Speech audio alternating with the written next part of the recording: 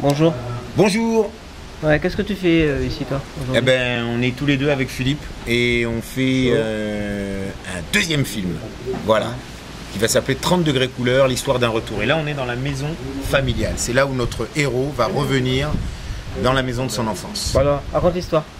C'est l'interview, oui.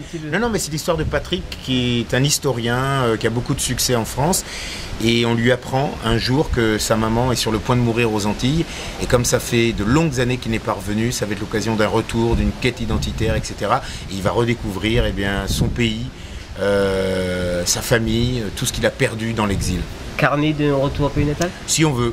Là, c'est pas carnet, c'est un film de retour natal. Ouais, donc c'est quoi? C'est un drame? Non, c'est une comédie. C'est une comédie où on va beaucoup rire et beaucoup pleurer. Enfin, on espère beaucoup rire avec Édouard et beaucoup d'émotions avec Édouard et beaucoup rire avec moi et beaucoup pleurer avec moi. Est-ce que justement la quête identitaire passe par le rire? Comment? La quête identitaire, est-ce que ça passe par le rire? Non, c'est notre façon de travailler. C'est une histoire de point de vue. On est plutôt des garçons positifs et on prend ce point de vue-là pour raconter ça, un petit peu comme La Première Étoile, où si on voulait, ça pouvait être un film sur l'immigration, comment les gens sont tentés par le monde blanc, le Mont Blanc, et on avait pris ce point de vue comique, et ben là, on prend la comédie comme support, mais on est plus dans la comédie italienne, avec un vrai sujet, avec un vrai fond. La comédie italienne a l'art de marier la comédie et la tragédie. Ah, vous êtes là pour combien de temps? Jusqu'à fin avril. Jusqu'à fin avril si tout va bien. Ouais. Ah, ouais. Et combien ça a coûté ce film? Très cher, très très cher.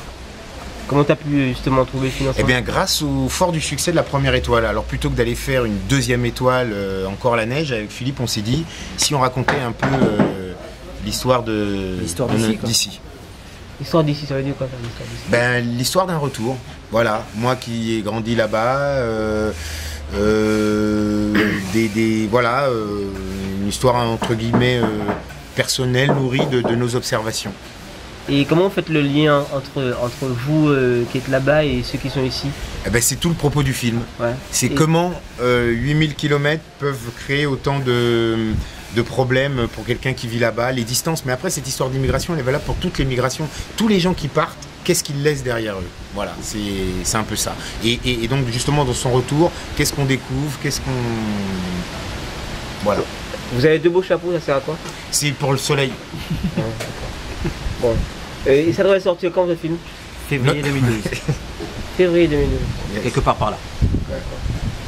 Est-ce qu'on peut avoir des noms sur les comédiens qui sont... Ben, Édouard Montout, Lorena Colombo qui avait joué dans La Première Étoile, Édouard qui avait joué dans La Première Étoile, Marisona Condé, Magali Berdy, José Dalma, Jean-Claude Duverger. Mais un peu de surprise, on va pas tout dire, on va pas tout donner tout. Quel rôle elle joue, la fille Colombo? Elle joue quel rôle? Elle joue le rôle de ma fille. Ah, okay. Voilà. C'est la petite parisienne qui, elle, n'a jamais connu sa terre entre guillemets d'origine et qui va devoir trouver sa place. Voilà. D'accord. Bon, on va suivre tout ça? Ben, si les dockers peuvent nous laisser notre container, Inch'Allah. D'accord.